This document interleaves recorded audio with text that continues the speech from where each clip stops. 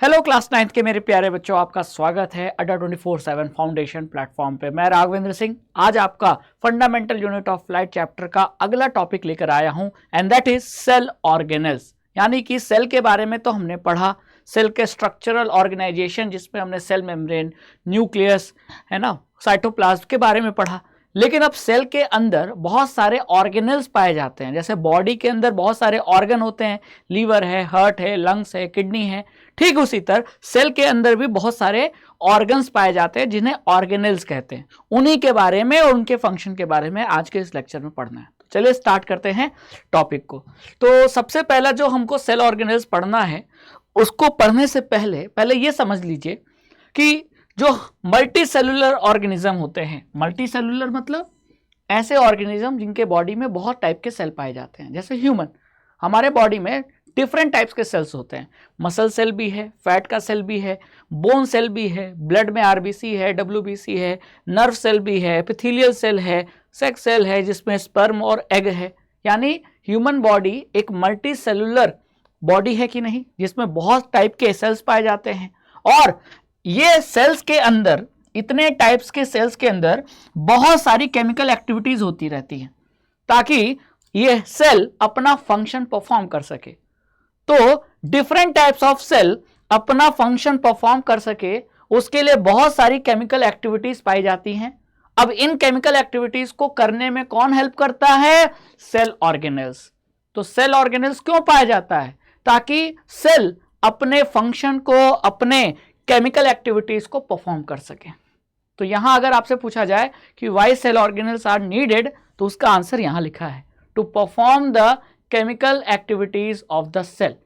या सेल की जो स्ट्रक्चर या फंक्शन है उसको सपोर्ट करने के लिए जो भी केमिकल एक्टिविटीज है, उसके लिए अलग अलग सेल ऑर्गेनल सेल के अंदर पाए जाते हैं। ये बात क्लियर हो गई? ठीक है।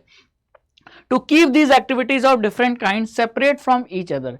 अब ये जितने भी एक्टिविटीज हैं सब एक ही सेल ऑर्गेनल नहीं करेगा, इनको सेपरेट करना जरूरी है, यानी काम को बांटना जरूरी है।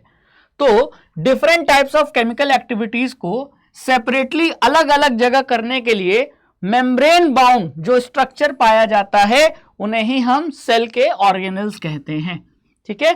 और ये डिस्टिंक्ट होते हैं, यानी एक दूसरे से बिल्कुल अलग होते हैं। This is one of the feature of the eukaryotic cells that distinguish them from prokaryotic cell. और सेल के अंदर मेम्ब्रेन बाउंड सेल ऑर्गेनल्स का पाया जाना एक फीचर है, एक खासियत है किस सेल्स की? यूकैरियोटिक सेल्स की। प्रोकैरियोटिक सेल्स में मेम्ब्रेन बाउंड सेल ऑर्गेनल्स नहीं पाए जाते। तो ये प्रोकैरियोटिक और यूकैरियोटिक सेल का एक डिफरेंस भी है। ठीक है। Some important example of cell organelles. अब जो आपको एनसीईआरटी में इंपॉर्टेंट सेल ऑर्गेनल्स पढ़ने हैं वो है endoplasmic reticulum, Golgi apparatus, lysosome, mitochondria, plastid और वैक्यूल। ठीक है, अभी वो नाम आएगा। क्लियर? तो स्टार्ट करें तो सबसे पहले हम क्या स्टार्ट करेंगे? एंडोप्लाज्मिक रेटिकुलम से।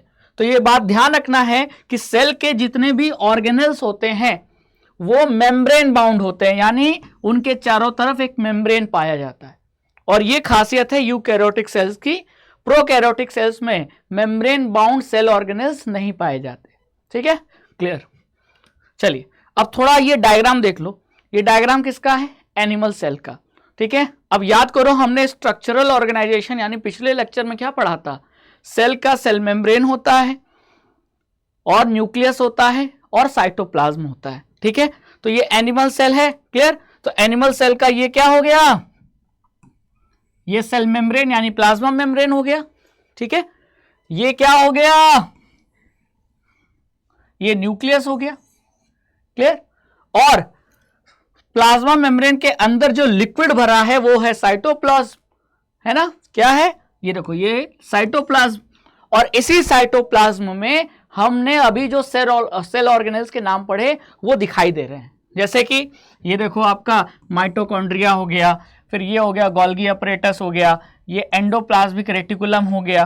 क्लियर? यहाँ राइबोसोम हो गए, यहाँ लाइसोसोम हो गए। तो ये सभी सेल ऑर्गेनल्स हैं कि नहीं?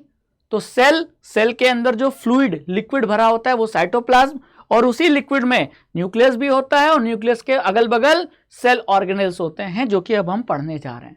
ठीक है। अब क्योंकि ये एनिमल सेल है, यहां आपको सेल वॉल नहीं दिखाई देगा।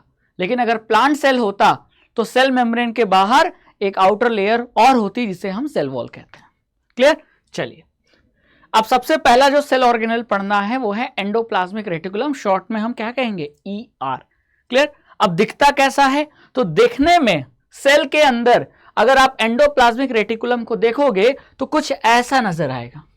अब जरा मैं आपको प्रीवियस स्लाइड में ले चलता हूं।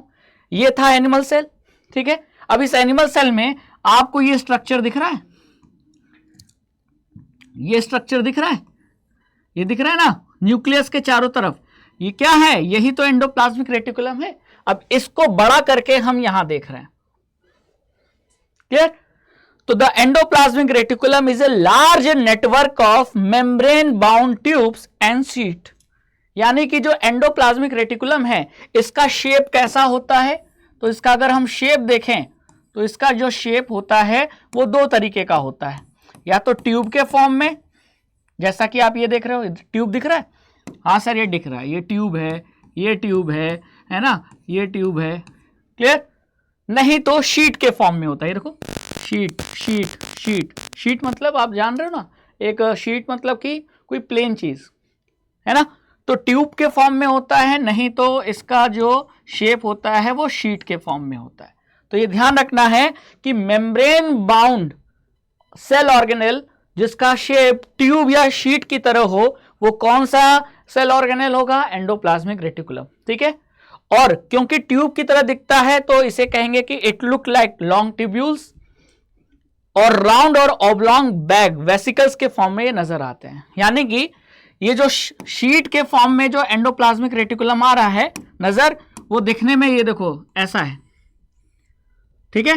तो इसी को हम क्या कहते हैं? ये जो शीट का जो शेप है ना, ये राउंड भी है और ऑब्लॉन्ग भी है, और ऐसे बैग को ही हम वेसिकल्स कहते हैं। क्लियर? और जो ट्यूब शेप के हैं उन्हें ट्यूब्यूल्स कह देते हैं। यानी एंडोप्लाज्मिक रेटिकुलम का जो शेप है वो ट्यूब्यूल्स के फॉर्म में है, नहीं तो राउंड या ऑब्लॉन्ग बैग की तरह जिन्हें हम वेसिकल्स कहते हैं उस तरीके से। तो अगर मैं यहां कहूं कि इस एंडोप्लाज्मिक रेटिकुलम के डायग्राम में मुझे वेसिकल दिखाओ, तो ये सब क्या है? ये आपके जो बैग जैसे स्ट्रक्चर है ना, यही सब आपके क्या है? वेसिकल। किसके? एंडोप्लाज्मिक रेटिकुलम के। तो एंडोप्लाज्मिक रेटिकुलम दिखने में बैग जैसा नजर आता है जिसे हम वेसिकल्स कहते हैं, नहीं तो ट्यूब जैसा नजर आता है। बात समझ में आ गई? चलिए, the endoplasmic reticulum is similar in structure to the plasma membrane.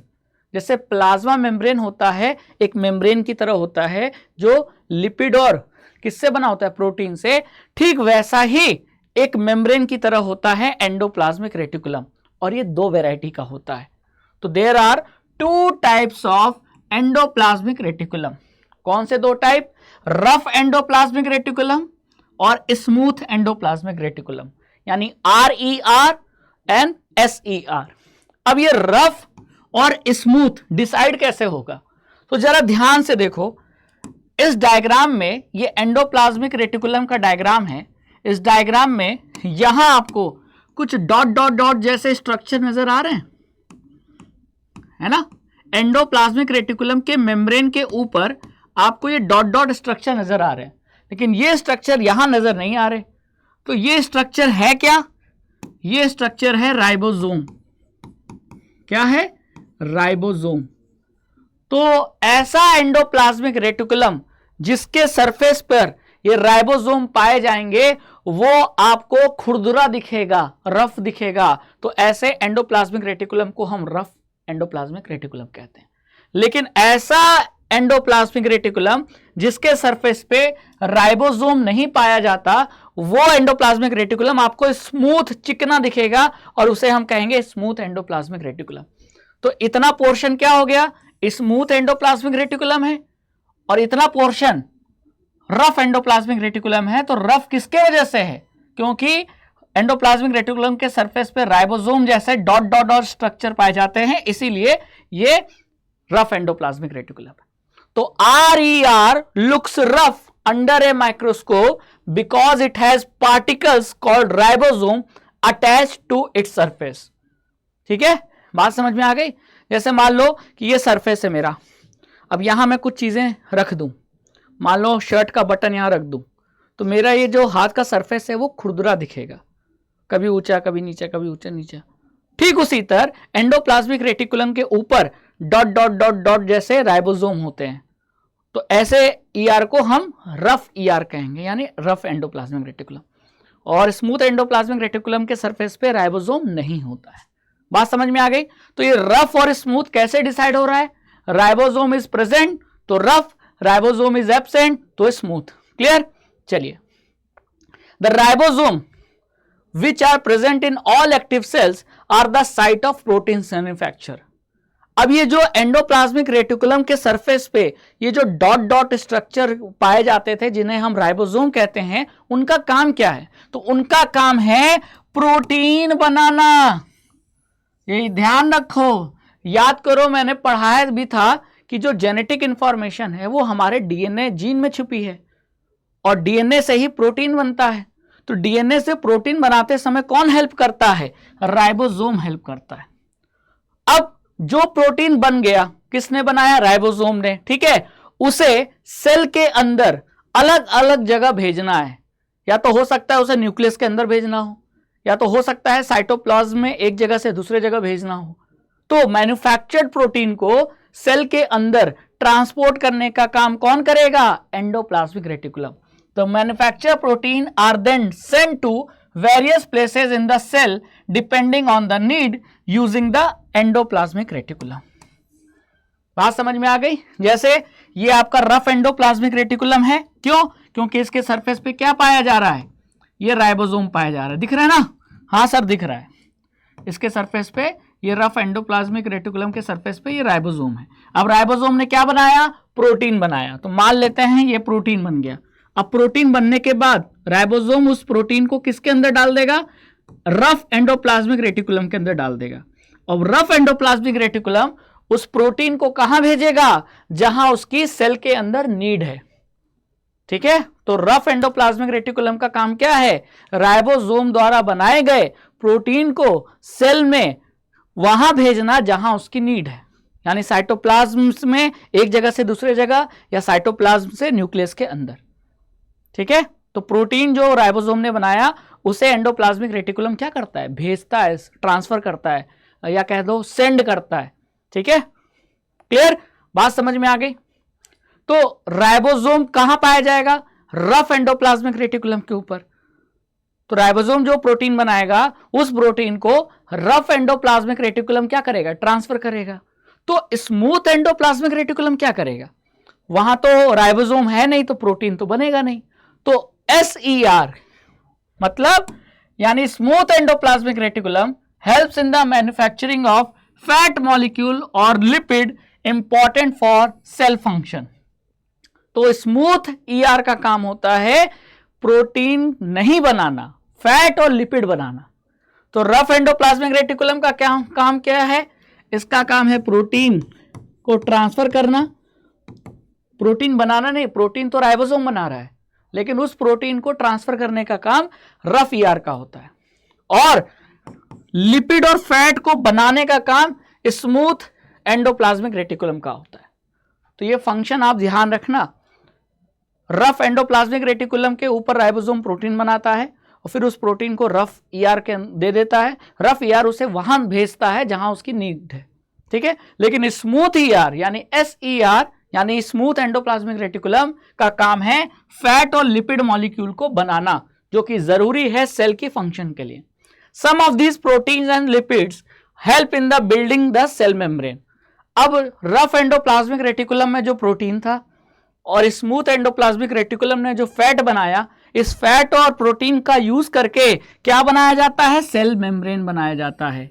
यानी एंडोप्लाज्मिक रेटिकुलम के बनाए गए प्रोडक्ट से सेल मेम्ब्रेन बनाया जा सकता है, और इसी प्रोसेस को हम कहते हैं मेम्ब्रेन बायोजेनेसिस। यानी अगर एंडोप्लाज्मिक रेटिकुलम नहीं होगा तो सेल मेम्ब्रेन नहीं बन पाएगा, क्योंकि रफ ER से क्या? प्रोटीन, स्मूथ ER से लिपिड, और प्रोटीन और लिपिड मिलकर क्या बना सकते हैं? सेल मेम्ब्रेन बना सकते हैं। और इस प्रोसेस को सेल मेम्ब्रेन बनाने की प्रोसेस को हम मेम्ब्रेन बायोजेनेसिस कहते हैं। तो ये क्वेश्चन अगर एग्जाम में आएगा, अब आप लिख सकते हो, ठीक है। जैसे ये नजर आ रहा है आपको, ये लेयर नजर आ रही है, ये लेयर किसकी है? सेल मेम्ब्रेन की है। अब इस लेयर को बनाने के लिए क्या चाहिए? फैट और प्रोटीन। फैट कौन बनाएगा? SCR। प्रोटीन कौन बनाएगा? राइबोसोम। और वो प्रोटीन राइबोसोम के बाद रफ एंडोप्लाज्मिक रेटिकुलम में आएगा और वहां से वो ट्रांसफर हो जाएगा वहां उस जगह पे जहां उसकी जरूरत पड़ेगी। तो इस तरीके से एंडोप्लाज्मिक रेटिकुलम हेल्प करता है सेल को सेल मेम्ब्रेन बनाने में, और इस प्रोसेस को मेम्ब्रेन बायोजेनेसिस कहते हैं। Some other protein and lipid function as enzymes and hormone. अब जो प्रोटीन और लिपिड सेल मेम्ब्रेन बनाने में काम आ गए तो वो तो यूज हो गए, लेकिन बचे हुए, भाई जरूरी थोड़ी है कि सारा प्रोटीन सारा फैट यूज हो जाए। जो प्रोटीन और फैट बच गया उसका काम एंजाइम और हार्मोन्स बनाने में कर लिया जाता है। बात समझ में आ गई? यानी एंडोप्लाज्मिक रेटिकुलम के थ्रू जो प्रोटीन और फैट बनता है, उस फैट और प्रोटीन से सेल मेम्ब्रेन भी बना लिया जाता है, एंजाइम्स भी बना लिया जाता है और हार्मोन्स भी बना लिया जाता है। ठीक है, चलिए अब फंक्शन देख लेते हैं वन बाय वन। ठीक है, तो पहला फंक्शन है एंडोप्लाज्मिक रेटिकुलम का, to serve as a channel for the transport of material specially protein between various region of the cytoplasm और between the cytoplasm and the nucleus. मैंने क्या बोला था? राइबोसोम ने प्रोटीन बनाया, अब प्रोटीन को जरूरत है कहीं और भेजना है। जैसे आप एक शहर से दूसरे शहर जाते हो तो चैनल का काम कौन कर रहा है? कौन ले जा रहा है आपको? तो आप ट्रेन से जाते हो, या तो बस से जाते हो, तो बाइक से जाते हो, या तो कार से जाते हो, या तो फ्लाइट से जाते हो, तो वो सब चैनल है ना। उसी तरह एंडोप्लाज्मिक रफ एंडोप्लाज्मिक रेटिकुलम के अंदर क्या है? प्रोटीन। किसने बनाया? राइबोसोम ने। अब उस प्रोटीन को वहां भेजना है जहां सेल में जरूरत है। तो सेल के साइटोप्लाज्म में एक जगह से दूसरे जगह, है ना, या सेल के साइटोप्लाज्म से प्रोटीन को न्यूक्लियस में भेजना है। तो साइटोप्लाज्म में एक जगह से दूसरे जगह या साइटोप्लाज्म से न्यूक्लियस में अगर प्रोटीन भेजना है तो उसको भेजने का काम, चैनल का काम कौन करेगा? Endoplasmic reticulum. यानी प्रोटीन खुद चल के नहीं जाएगा। आप भी अगर एक शहर से दूसरे शहर जाना होगा तो चल के थोड़ी जाओगे, आप बैठ जाओगे ट्रेन में, ट्रेन खुद लेके जाएगी। ठीक उसी तरह प्रोटीन को सेल के अंदर एक जगह से दूसरे जगह जाना है तो प्रोटीन खुद नहीं जाएगा, उसे कौन ले जाएगा? Endoplasmic reticulum. तो ये उसका काम है चैनल की तरह वर्क करना। फिर endoplasmic reticulum also function as a cytoplasmic framework providing surface for some of the biochemical activities of the cell. Cell की ऐसी बहुत सारी बायोकेमिकल एक्टिविटीज, केमिकल रिएक्शन कहां हो रही होती हैं? एंडोप्लाज्मिक रेटिकुलम पे हो रही होती हैं। तो एक तरीके का ये साइटोप्लाज्मिक फ्रेमवर्क यानी सरफेस प्रोवाइड करता है ताकि वो केमिकल रिएक्शन एंडोप्लाज्मिक रेटिकुलम पे हो सके। ठीक है, फिर नेक्स्ट क्या है? In the liver cells of the group of animals called vertebrates. Vertebrates क्या है? ग्रुप ऑफ एनिमल्स है। ठीक है, और जो भी एनिमल्स इस वर्टिब्रेट में आता है, इस कैटेगरी में आता है, उनके लीवर में वर्टिब्रेट कैटेगरी में जो एनिमल आता है उनके लीवर के सेल्स में क्या होते हैं? एंडोप्लाज्मिक रेटिकुलम जो होते हैं वो डिटॉक्सिफाइंग का काम करते हैं, यानी पॉइजन्स और ड्रग को डिटॉक्सिफाई करते हैं और शरीर को बचाते हैं इनके हार्मफुल इफेक्ट से। जैसे मान लो कोई वर्टिब्रेट कैटेगरी का कोई जानवर है और उसके अंदर लीवर है। लीवर किससे बना है? सेल से। और लीवर के जो सेल्स हैं उसके अंदर क्या है? Cell organelle. कौन सा? Endoplasmic reticulum. तो अगर वो जानवर कोई ड्रग या पॉइजन खा लेगा तो एंडोप्लाज्मिक रेटिकुलम उस पॉइजन या ड्रग को खत्म करने, नष्ट करने यानी डिटॉक्सिफाई करने में हेल्प करेगा। तो ये भी आपका एंडोप्लाज्मिक रेटिकुलम का काम है। कौन डिटॉक्सिफाई करता है? लीवर के सेल्स में पाए जाने वाले एंडोप्लाज्मिक रेटिकुलम। क्लियर? चलिए, तो एंडोप्लाज्मिक रेटिकुलम हमने पढ़ लिया। अब आते हैं नेक्स्ट सेल ऑर्गेनेल्स पे, जिसका नाम है गोल्गी अपरेटस। चलो देख लेते हैं दिखता कैसा है ये। तो अगर ये डायग्राम देखोगे, ये डायग्राम याद आ रहा है ना? कौन सा डायग्राम है? बताओ कौन सा डायग्राम है ये? अरे ये आपको डायग्राम दिख रहा है अगर, तो यहां सेल वॉल है, तो ये प्लांट सेल का डायग्राम है। This is the diagram of plant cell. अगर इस प्लांट सेल के डायग्राम में मैं आपको कहूं कि गोल्गी अपरेटस खोजो, तो खोज लोगे? तो ये रहा आपका सेल, सेल मेम्ब्रेन, बाहर सेल वॉल, क्लियर। अब मुझे खोजना है गोल्गी अपरेटस। कहां है? ये रहा गोल्गी अपरेटस, ठीक है। ये तो क्या है? ये तो न्यूक्लियस है, और न्यूक्लियस के अगल बगल ये जो आप देख रहे हो शीट लाइक स्ट्रक्चर, ये क्या है? एंडोप्लाज्मिक रेटिकुलम, क्योंकि हमने पढ़ा था कि एंडोप्लाज्मिक रेटिकुलम ट्यूब्यूल्स और शीट के फॉर्म में होता है, जिसे हम क्या कहते हैं? वेसिकल्स कहते हैं। और ये अलग से जो स्ट्रक्चर दिख रहा है ये है गोल्गी अपरेटस। बात समझ में आ गई? तो गोल्गी अपरेटस दिखने में कुछ ऐसा नजर आता है। क्लियर? समझ में आ गई बात? हाँ सर। अब यहां ये दो फोटो बहुत इंपॉर्टेंट है। ये किसी इंसान की है? हाँ, ये उस इंसान की है जिसने गोल्गी अपरेटस की खोज की थी, डिस्कवर किया था। तो Golgi apparatus was first described by Camillo Golgi. तो इन इंसान का, साइंटिस्ट का नाम, जिनको नोबेल प्राइज मिला था, उनका नाम है कैमिलो गोल्गी, और इन्हीं के नाम पर नाम पड़ा गोल्गी अपरेटस। तो जो गोल्गी अपरेटस है वो एक तरीके का system of membrane bound vesicles है, यानी कि ये भी चिपटा, देख रहे हो, ये भी चिपटा स्ट्रक्चर है। चिपटा स्ट्रक्चर का मतलब, जैसे मैं आपसे कहूं कि घर में जो खाने वाली प्लेट है, प्लेट के ऊपर प्लेट रख दो, तो प्लेट चिपटी है ना, बैलून की तरह फूली तो है नहीं, तो चिपटी है, तो एक प्लेट के ऊपर दूसरी प्लेट, फिर उसकी तीसरी प्लेट, चौथी प्लेट। तो वो प्लेट क्या है? एक तरीके का सैक लाइक, फ्लैटेंड, फ्लैट मतलब एकदम चपटा, सैक लाइक स्ट्रक्चर होता है, जिसे हम वेसिकल्स कह सकते हैं।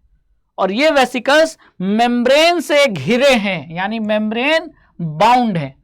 तो जो गोल्गी अपरेटस होता है वो मेम्ब्रेन बाउंड वेसिकल्स के फॉर्म में नजर आता है जब आप माइक्रोस्कोप में सेल को देखोगे, ठीक है। और ये जो मेम्ब्रेन बाउंड वेसिकल्स होता है, यही वेसिकल्स एक के ऊपर एक क्या होते हैं? स्टैक होते हैं। स्टैक मतलब लगे रहते हैं, arrange approximately parallel to each other in stack, और इन्हीं स्टैक्स को हम क्या कहते हैं? सिस्टर्न। यानी एक तो वेसिकल है और बहुत सारे गोल्गी अपरेटस जो वेसिकल्स के फॉर्म में हैं, वो एक के ऊपर एक अरेंज हो जाए तो उन्हें हम सिस्टर्न कहते हैं, ठीक है। जैसे आप यहां देखो, ये गोल्गी अपरेटस का क्या है? स्ट्रक्चर। अब इसमें आपको ये जो स्ट्रक्चर नजर आ रहा है, आप देखने में कैसा लग रहा है बताइए? तो दिखने में लग रहा है कि फ्लैटेंड से एक वेसिकल्स के फॉर्म में, और एक लेयर वेसिकल्स की, दूसरी लेयर, तीसरी लेयर, चौथी लेयर, तो एक के ऊपर एक लेयर क्या है? अरेंज है, स्टैक है। तो इस पूरे को मिलाकर हम क्या कहेंगे? ये सिस्टर्न है। बात समझ में आ गई? तो ये जो सिस्टर्न वर्ड है, इसका मतलब होता है क्या? Group of vesicles of, group of vesicles of Golgi apparatus, ठीक है। गोल्गी अपरेटस जो कि वेसिकल्स के फॉर्म में होता है, और गोल्गी अपरेटस के वेसिकल्स अगर एक के ऊपर एक अरेंज हो जाए तो जो उनका पूरा स्टैक है, पूरा अरेंजमेंट है, उसे सिस्टर्न कहते हैं। बात समझ में आ गई? तो ये ध्यान रखना है। These membrane often have connection with the membrane of endoplasmic reticulum, यानी गोल्गी अपरेटस के जो वेसिकल्स हैं, इनका कनेक्शन एंडोप्लाज्मिक रेटिकुलम के मेम्ब्रेन से होता है। यानी गोल्गी अपरेटस और एंडोप्लाज्मिक रेटिकुलम दोनों के जो मेम्ब्रेन है वो कभी कभी जुड़ जाते हैं, and therefore constitute another portion of complex cellular membrane system. और जब ये दोनों मिल जाते हैं तो एक कॉम्प्लेक्स सेलुलर मेम्ब्रेन का एक सिस्टम बन जाता है ना। मतलब एक ऐसा सिस्टम बन रहा है, एक ऐसी चीजें नजर आने लगती हैं जहां एंडोप्लाज्मिक रेटिकुलम और गोल्गी अपरेटस दोनों एकदम आपस में जुड़े हुए नजर आते हैं जब आप सेल को माइक्रोस्कोप में देखोगे। बात क्लियर? चलिए आगे देखते हैं। The material synthesized near the endoplasmic reticulum is packaged and dispatched to various targets inside and outside the cell through the Golgi apparatus. अब एंडोप्लाज्मिक रेटिकुलम के पास में अगर कोई प्रोडक्ट बना, कोई मटेरियल सिंथेसाइज हुआ, the material synthesize near ER, ER मतलब एंडोप्लाज्मिक रेटिकुलम। तो मान लेते हैं कि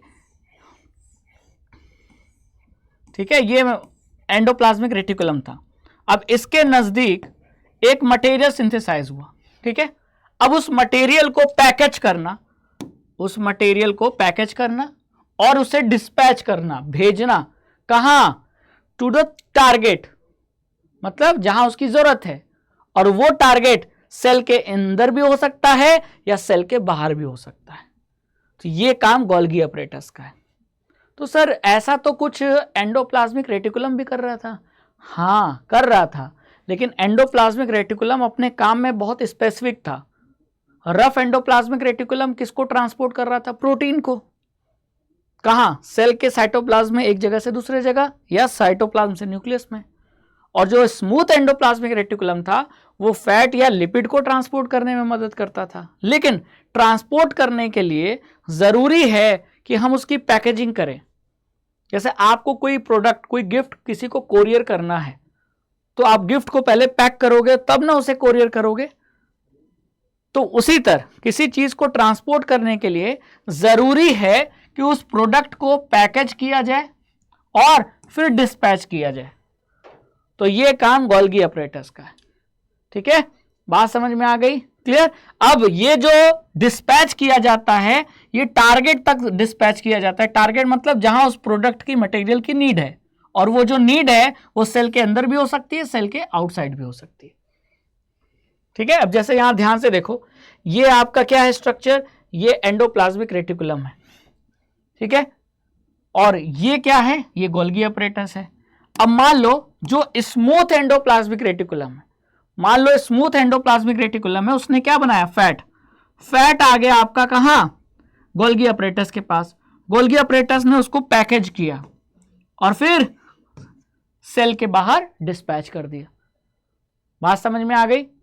तो इस तरीके से रफ एंडोप्लाज्मिक रेटिकुलम या स्मूथ एंडोप्लाज्मिक रेटिकुलम और गोल्गी अपरेटस अपना अपना काम करते हैं, ठीक है। तो ये ध्यान रखना है कि जो एंडोप्लाज्मिक रेटिकुलम है, स्मूथ एंडोप्लाज्मिक रेटिकुलम में वो क्या करेगा, वो फैट या लिपिड बनाएगा, उसको भेजेगा नहीं, है ना, क्लियर। लेकिन उस फैट और लिपिड को अब सेल के बाहर भेजना है या सेल के अंदर कहीं भेजना है, तो उसे डिस्पैच करने का काम कौन करेगा, उसे गोल्गी अपरेटस करेगा। बात समझ में आ गई, है ना। चलिए अब गोल्गी अपरेटस का जो फंक्शन है वो one by one point wise देख लेते हैं। तो पहला फंक्शन है क्या, स्टोर करना, मॉडिफाई करना यानी पैकेज करना, और फिर उसका डिस्पैच करना, ठीक है। And packaging of products in vesicles.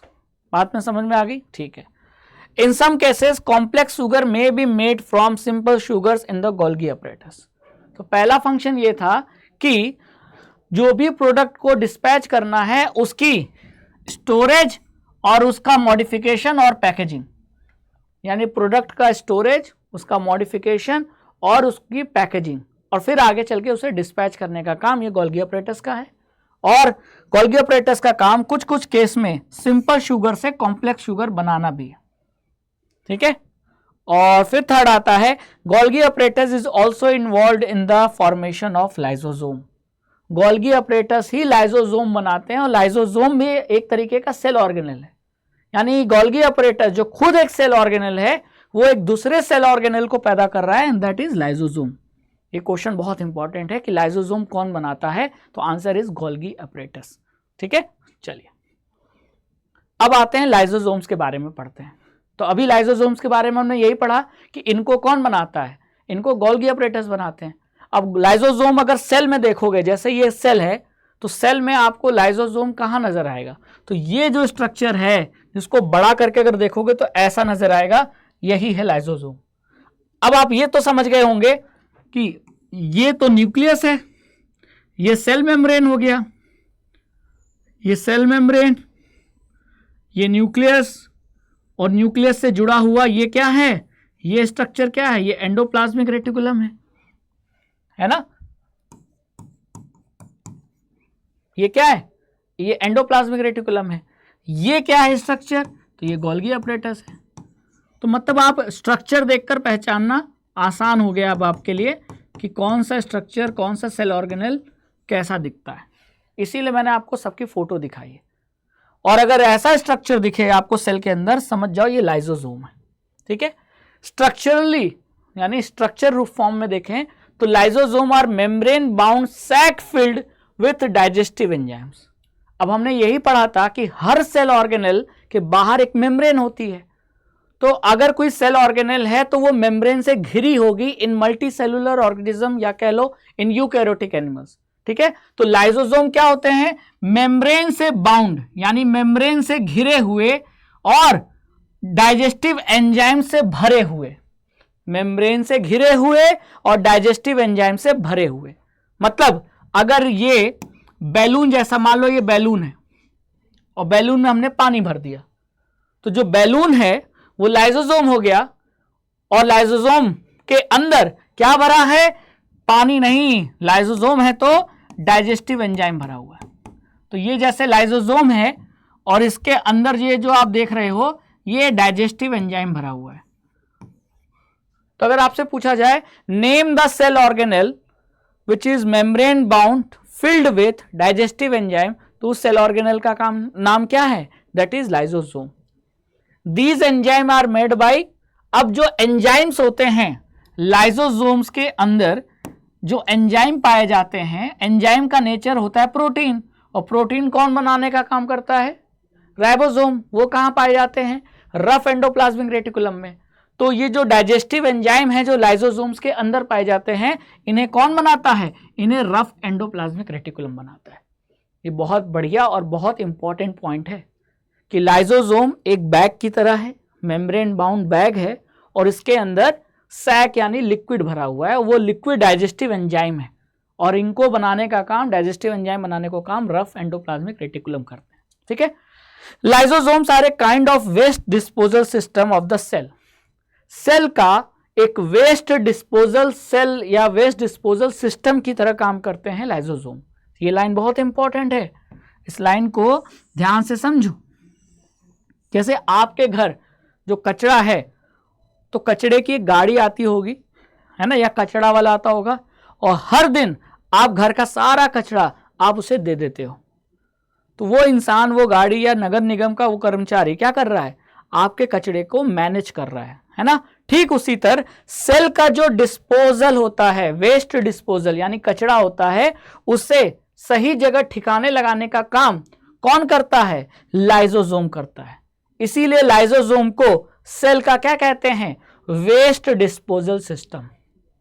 तो सेल का जितना कचरा है उसे सही जगह ठिकाने लगाने का काम लाइसोसोम करता है। These help to keep the cell clean by digesting any foreign material as well as worn out cell organelles. अब वेस्ट डिस्पोज होगा तो सेल हमेशा क्या रहेंगे? साफ सुथरे, सेल हमेशा क्लीन रहेंगे। तो सेल को क्लीन करने का काम लाइसोसोम कर रहे हैं। घर से कचरा बाहर अगर आप फेंकते जाओगे, सही जगह डिस्पोज करोगे तो घर साफ रहेगा। ठीक उसी तरह सेल का जो कचरा है उसको डिस्पोज करने का काम लाइसोसोम का, तो सेल साफ रहेंगे। तो सेल्स को क्लीन करने का काम भी कौन कर रहा है? लाइसोसोम। और क्लीन कैसे करते हैं? जो भी कचरा वचड़ा है उसे खा जाते हैं सेल के, लाइसोसोम्स के ये डाइजेस्टिव एंजाइम। तो जो डाइजेस्टिव एंजाइम है ये किसी भी कचड़े को या फॉरेन मटेरियल को खा जाते हैं और सेल को साफ कर देते हैं। ठीक है, और इस तरीके से वेस्ट डिस्पोजल को करते हैं। ठीक है, foreign material entering the cell. अब जरा ध्यान से देखो, मान लो ये सेल था, सेल से अभी को क्या आया? फॉरेन मटेरियल आया। फॉरेन मटेरियल कोई बैक्टीरिया भी हो सकता है ना। फॉरेन मटेरियल तो कोई बैक्टीरिया भी हो सकता है, या खाना भी हो सकता है, या कोई पुराना सेल ऑर्गेनेल्स भी हो सकता है। तो फॉरेन मटेरियल के तो बहुत सारे एग्जाम्पल हैं। पुराना कोई सेल ऑर्गेनेल जो खराब हो चुका है, काम नहीं कर रहा है, वो भी फॉरेन मटेरियल है ना। खाना जो बाहर से सेल के अंदर आया वो भी फॉरेन मटेरियल है। कोई बैक्टीरिया सेल के अंदर आ चुका है वो भी फॉरेन मटेरियल है। ठीक है, और इन सभी को पकड़ लेता है कौन? लाइसोसोम। और लाइसोसोम्स के अंदर जो डाइजेस्टिव एंजाइम है वो क्या करते हैं? बैक्टीरिया, फूड या ओल्ड सेल ऑर्गेनेल्स को क्या कर देते हैं? डाइजेस्ट कर देते हैं, उन्हें तोड़ देते हैं और कॉम्प्लेक्स सब्सटेंस को सिंपलर सब्सटेंस में तोड़ देते हैं और इस तरीके से सेल क्लीन रखते हैं। तो ये ध्यान रखना है, लाइसोसोम्स के अंदर जो डाइजेस्टिव एंजाइम पाए जाते हैं वो डाइजेस्टिव एंजाइम किसी भी फॉरेन मटेरियल जैसे बैक्टीरिया, जैसे फूड या जैसे पुराने सेल ऑर्गेनेल्स को ब्रेक डाउन कर देते हैं सिंपल सब्सटेंस में और सेल को साफ सुथरा रखते हैं, जैसा कि यहां नजर आ रहा था। ठीक है, lysosomes are able to do this. अब ये तोड़ कैसे पा रहे हैं? तो वही मैंने बताया कि लाइसोसोम्स के अंदर जो डाइजेस्टिव एंजाइम होते हैं और इन्हीं डाइजेस्टिव एंजाइम्स की मदद से लाइसोसोम ऐसे फॉरेन मटेरियल को तोड़ देता है, ब्रेक डाउन कर देता है सिंपल सब्सटेंस में। ठीक है, बात समझ में आ गई? हाँ, लेकिन खतरा यह भी है कि अगर सेल परेशान है, सेल्स अगर परेशान है, सेल डैमेज हो गए, तो ये लाइसोसोम फट जाता है, मे बस्ट। और लाइसोसोम फट जाएगा तो अंदर का सारा एंजाइम बाहर आ जाएगा सेल में और सेल के ऑर्गेनेल्स को खा जाएगा। ठीक है, और सेल को खा जाएगा तो एक तरीके से क्या हुआ, ये तो सेल ने खुद ही को खा लिया, सेल का सुसाइड हो गया। तो इसीलिए लाइसोसोम्स को क्या कहते हैं? सुसाइडल बैग कहते हैं। क्या कहते हैं? सुसाइडल बैग या सुसाइड बैग कहते हैं। तो लाइसोसोम में बस्ट कब फटेगा? जब सेल डैमेज हो जाएगा and the enzymes digest their own cell. और फिर लाइसोसोम के फटने के बाद लाइसोसोम्स के अंदर जो डाइजेस्टिव एंजाइम्स हैं वो बाहर आ जाएंगे और बाहर आकर वो सेल को ही खा जाएंगे। And therefore lysosomes are also known as suicide bags, जैसा कि आप यहां देख पा रहे हो, है ना। ये लाइसोसोम आया, अंदर आया, ठीक है, ये फट गया, फटा तो सारे एंजाइम्स बिखर गए और बिखरने के बाद सेल के ऑर्गेनेल्स को ही खा लिया। ठीक है, अब सेल के अंदर ना न्यूक्लियस बचा, ना गोल्गी अपरेटस, ना एंडोप्लाज्मिक रेटिकुलम, क्योंकि सबको खाने वाला एंजाइम सबको खा के चला गया। बात समझ में आई? इसीलिए सुसाइडल बैग है। तो सेल नहीं चाहता कि मेरे अंदर रखे हुए लाइसोसोम का बैग फट जाए, नहीं तो लाइसोसोम फटा तो मैं ही खत्म हो जाऊंगा। ठीक है, चलिए, तो यहां हमारा सेल ऑर्गेनेल लाइसोसोम भी कंप्लीट होता है। अब आते हैं माइटोकॉन्ड्रिया पढ़ते हैं। माइटोकॉन्ड्रिया भी एक तरीके का मेम्ब्रेन बाउंड सेल ऑर्गेनेल है जो दिखने में कुछ ऐसा दिखता है। तो एक उसकी आउटर लेयर होती है और एक इनर लेयर होती है जो जिगजैग के फॉर्म में, है ना। तो ये रहा इसका आउटर लेयर, ये आउटर लेयर है और ये वाली लेयर जो है ये इनर लेयर है। ठीक है, क्लियर? चलिए, तो mitochondria are also known as power house of the cell. जैसे लाइसोसोम्स को सुसाइडल बैग कहते हैं, उसी तरह माइटोकॉन्ड्रिया का एक निक नेम है, इन्हें प्यार से कहते हैं power house of the cell. यानी सेल को जितनी पावर मिल रही है, एनर्जी मिल रही है, वो माइटोकॉन्ड्रिया से ही मिल रही है। Mitochondria have two membrane.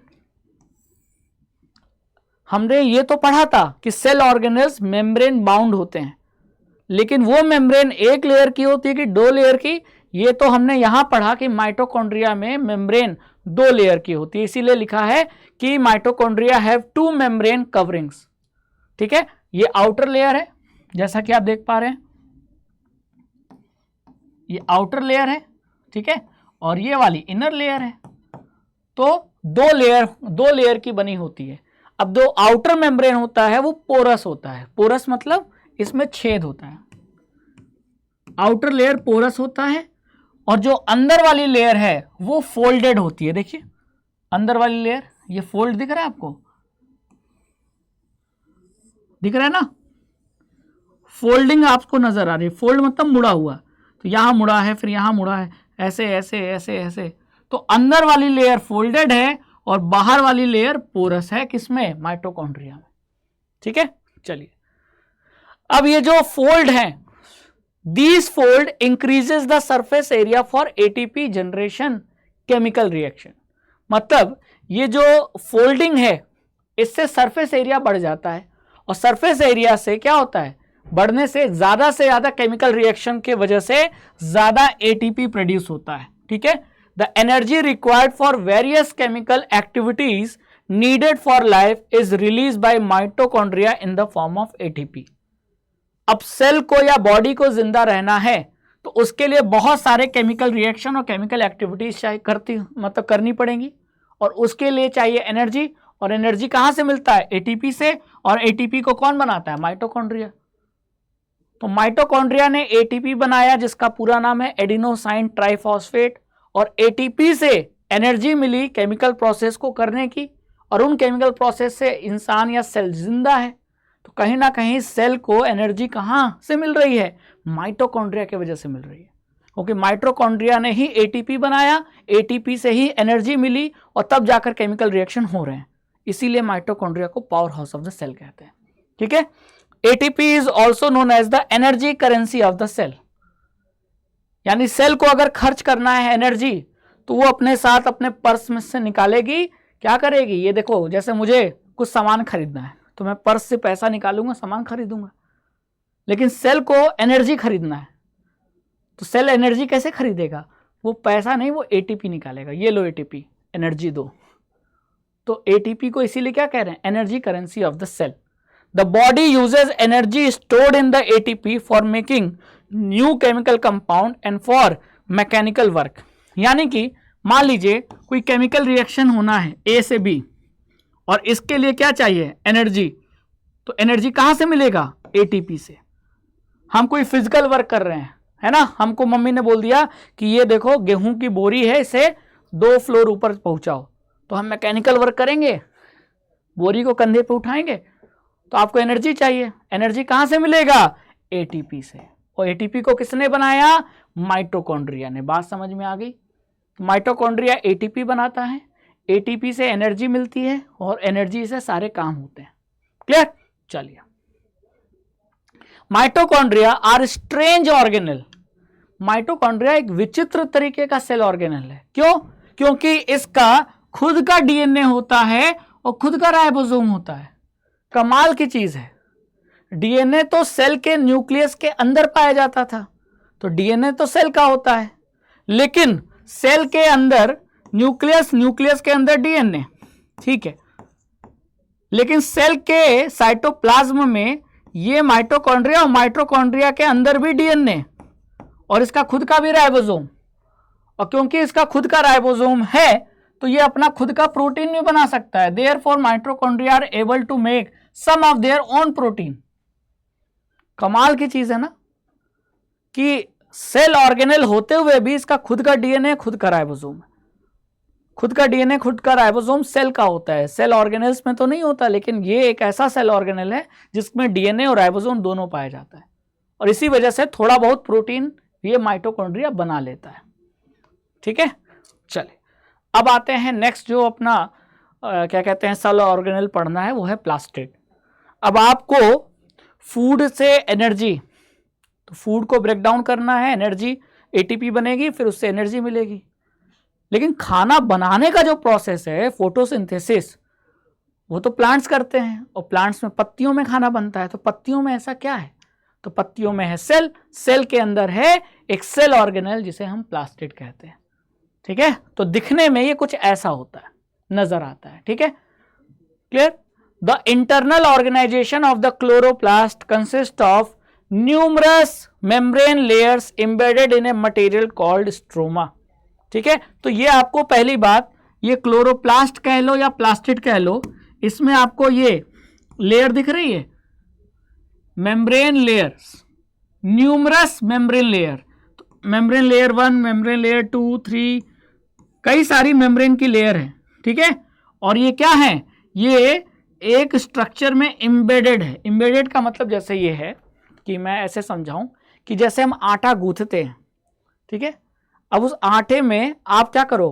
काजू के टुकड़े डाल दो और फिर आटे को गूंथो, तो आपको क्या दिखेगा? आटे में काजू के टुकड़े क्या हैं? घुसे हुए, एम्बेडेड है। ठीक वैसे ही प्लास्टिड या क्लोरोप्लास्ट कह लो, उसमें जो मेम्ब्रेन की लेयर्स होती हैं वो जिस स्ट्रक्चर में एम्बेडेड धसी होती हैं उसे स्ट्रोमा कहते हैं। क्या कहते हैं? स्ट्रोमा। ठीक है, तो ये जो आप देख पा रहे हो, ये वाला, यही स्ट्रोमा है, और इसी स्ट्रोमा में ये मेम्ब्रेन लेयर के फॉर्म में क्लोरोप्लास्ट क्या है? अरेंज है। These are similar to mitochondria in external structure. Like the mitochondria, plastid also have their own DNA and ribosome. Mitochondria की तरह प्लास्टिड भी खुद का डीएनए रखता है, खुद का राइबोसोम होता है। यानी माइटोकॉन्ड्रिया और प्लास्टिड ये दो ऐसे सेल ऑर्गेनेल्स हैं जिनके पास खुद का डीएनए भी पाया जाता है, खुद का राइबोसोम भी होता है। बात समझ में आ गई? स्ट्रोमा चीज समझ में आ गई? स्ट्रोमा क्या है? स्ट्रोमा मतलब प्लास्टिड या क्लोरोप्लास्ट का समझ लो बेस है। बेस मतलब जैसे आटा था तो आटे में काजू हमने क्या था डाल दिया तो काजू धसा धसा दिख रहा है उसमें। ऐसे मम्मी रोटी बनाने से पहले क्या करती हैं, आटा ली, आटा में पानी डाली, उसे गूथी, और गूथने के बाद एक आटा बन जाता है ना परात में, और फिर उसकी छोटी छोटी लोई निकालकर फिर से उसको बेलती हैं और फिर रोटी बनाती हैं। तो जो आटा गुथा हुआ है, अगर मैं उसमें काजू और बादाम के टुकड़े उससे डालकर उस पर दबा दूं तो गुथे हुए आटे में वो काजू के टुकड़े एम्बेडेड हो जाएंगे। ठीक उसी तरह ये जो मेम्ब्रेन लेयर है, ये समझ लो काजू के टुकड़े हैं, तो ये किन में धसे हुए हैं? स्ट्रोमा में। और इनको और स्ट्रोमा को मिलाकर ही हम प्लास्टिड कह रहे हैं। प्लास्टिड भी माइटोकॉन्ड्रिया की तरह होता है, इसका खुद का डीएनए, खुद का राइबोसोम होता है। ठीक है, अब जो प्लास्टिड है ना वो कई डिफरेंट टाइप का होता है, केवल प्लांट सेल में पाया जाता है। अभी तक जो हम पढ़ रहे थे endoplasmic reticulum, Golgi apparatus, mitochondria, ये एनिमल सेल में भी होते हैं और प्लांट सेल में भी होते हैं। लेकिन जो प्लास्टिड है ये केवल और केवल प्लांट सेल में पाए जाते हैं। अब जो प्लास्टिड होता है बेसिकली दो टाइप का होता है, ये याद रखना है। क्रोमोप्लास्ट, जो कलरफुल प्लास्टिड होते हैं उन्हें क्रोमोप्लास्ट कहते हैं, और जो व्हाइट या कलरलेस प्लास्टिड होते हैं उन्हें ल्यूकोप्लास्ट कहते हैं। क्रोमोप्लास्ट और leucoplast, chromo coloured plastid, leuco white या कलरलेस प्लास्टिड। अब क्रोमोप्लास्ट में ऐसा क्रोमोप्लास्ट, भाई क्रोमोप्लास्ट क्या है? कलर्ड, और अगर ऐसा क्रोमोप्लास्ट जिसका कलर ग्रीन हो उसे हम क्लोरोप्लास्ट कहेंगे। तो chloroplast is also a type of chromoplast. बात समझ में आई? क्लियर? तो chromoplast containing the pigment chlorophyll, जो कि ग्रीन कलर का होता है, ऐसे क्रोमोप्लास्ट को हम क्लोरोप्लास्ट कहते हैं। तो प्लास्टिड दो टाइप के, क्रोमोप्लास्ट, ल्यूकोप्लास्ट। क्रोमोप्लास्ट मतलब कलर्ड प्लास्टिड, और अगर कलर क्लोरोफिल के वजह से ग्रीन हो तो ऐसे क्रोमोप्लास्ट को हम क्लोरोप्लास्ट कहते हैं। और अगर प्लास्टिड का कलर व्हाइट है या कलरलेस है तो उसे हम ल्यूकोप्लास्ट कहेंगे। तो बेसिकली यही दो टाइप का प्लास्टिड पाया जाता है, ये व्हाइट या कलरलेस और ये कलर्ड प्लास्टिड। और अगर क्रोमोप्लास्ट में जो प्लास्टिड का कलर ग्रीन है क्लोरोफिल के वजह से, तो फिर वो क्रोमोप्लास्ट क्या कहा जाएगा? उसका अलग से एक नाम है क्लोरोप्लास्ट।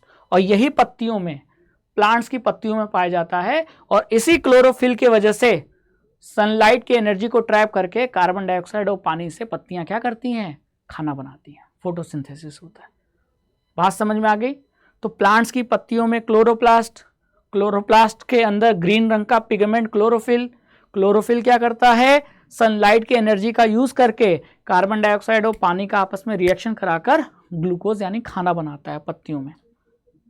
ठीक है, तो जो हम क्लोरोफिल पढ़ रहे हैं वो ग्रीन रंग का पिगमेंट किस में पाया जाता है? क्लोरोप्लास्ट में। और जो क्लोरोप्लास्ट है वो एक तरीके का क्रोमोप्लास्ट है, और ये सारे प्लास्टिड हैं। तो सबसे बड़ी कैटेगरी प्लास्टिड, उसके अंदर क्रोमोप्लास्ट और ल्यूकोप्लास्ट, और क्रोमोप्लास्ट में भी जो ग्रीन कलर का है क्लोरोफिल की वजह से उसे क्लोरोप्लास्ट कह दिया गया। तो क्रोमो और क्लोरो में कंफ्यूज मत होना। Clear?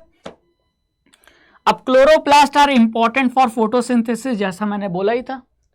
Chloroplast also contain various yellow और orange pigment in addition to the chlorophyll.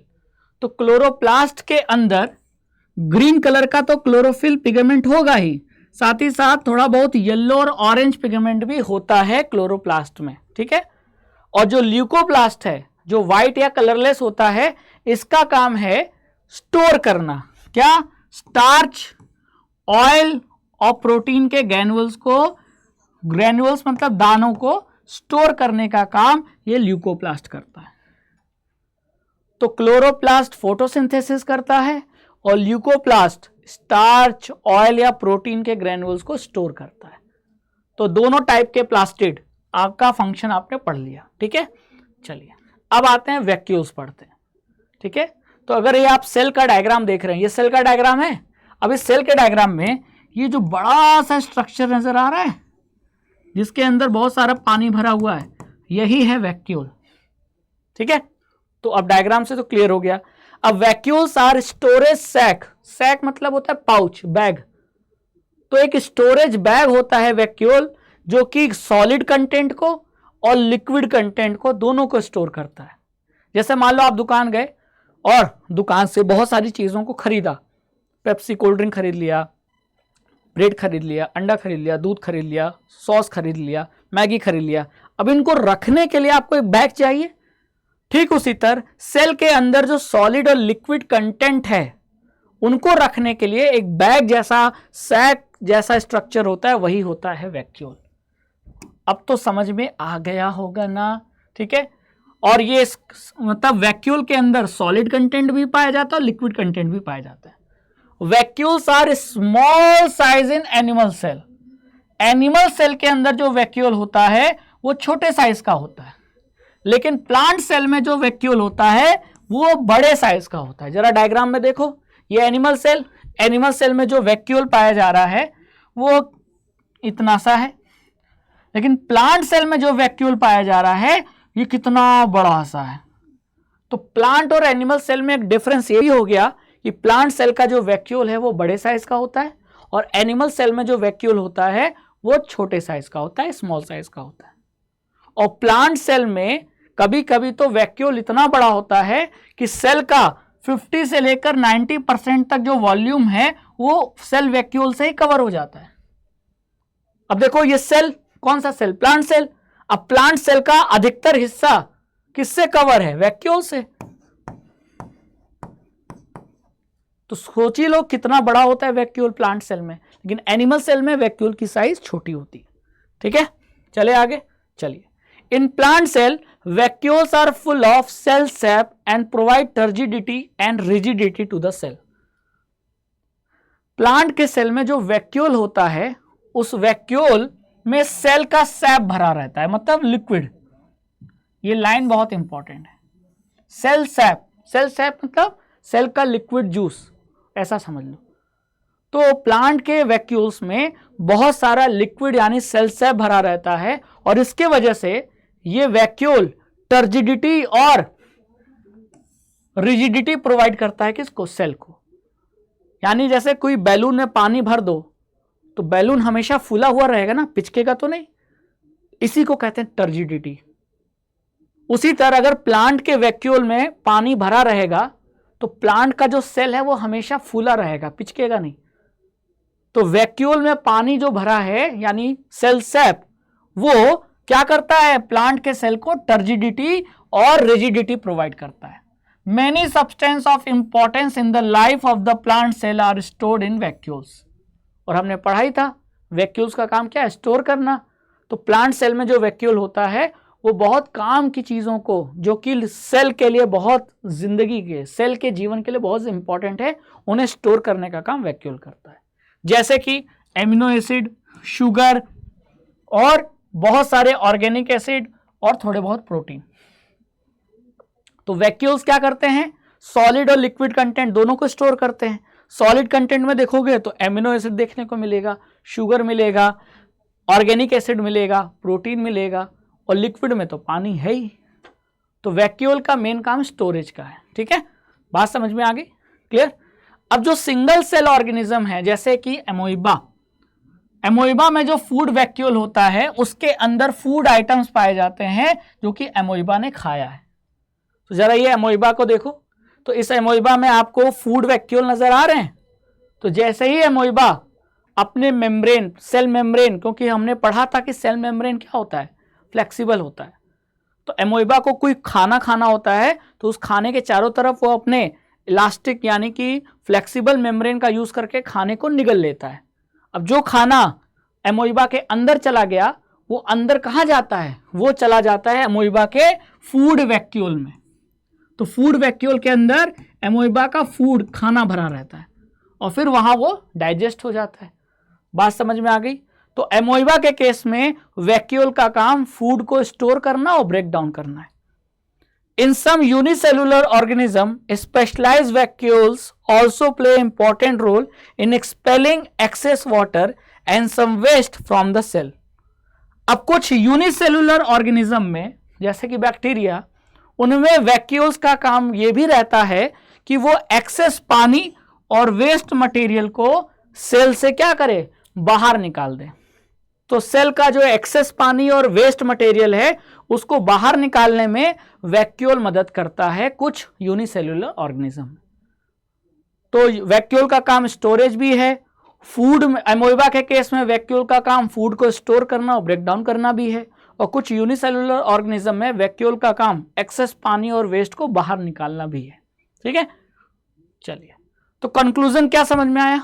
Conclusion ये निकला, each cell thus acquires its structure and ability to function because of the organization of its membrane and organelles in a specific way। भाई हर तरीके का cell अपना अलग अलग function कर रहा है। सेल में वैरायटी है और ये वैरायटी आई कैसे? क्योंकि सेल के जो ऑर्गेनेल्स हैं वो डिफरेंट तरीके से अरेंज है और इस वजह से हर सेल अपना अलग अलग काम करता है।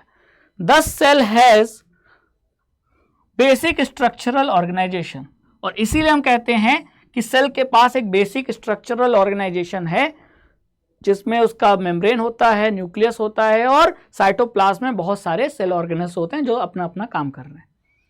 This helps the cells to perform function like respiration, obtaining nutrition, clearing of waste material and forming new protein। अब जो सेल के ये ऑर्गेनल्स है वो मदद करते हैं सेल के बहुत सारे काम में, जैसे सेल को खाना खाना है, सेल को वेस्ट प्रोडक्ट बाहर निकालना है, सब में मदद करते हैं। Thus, the cell is the fundamental structural unit of living organism. It is also the basic functional unit of life। अब सेल अपने आप में इतना काम कर रहा है और सबसे छोटा स्ट्रक्चरल यूनिट है, तो हम कह सकते हैं कि cell is the basic structural and functional unit of life. ठीक है, तो यहां हमारे सेल ऑर्गेनल्स का ये टॉपिक एंड होता है। तो आई होप कि आज आपका ये टॉपिक आपको समझ में आया होगा। नेक्स्ट लेक्चर में हम इसी चैप्टर के अगले टॉपिक यानी सेल डिवीजन को पढ़ेंगे। तो तब तक के लिए सेशन को लाइक कीजिए, शेयर कीजिए, चैनल को सब्सक्राइब कीजिए और राघवेंद्र सर के साथ क्लास 9 की फिजिक्स और बायो को पढ़ते रहिए। Thank you so much.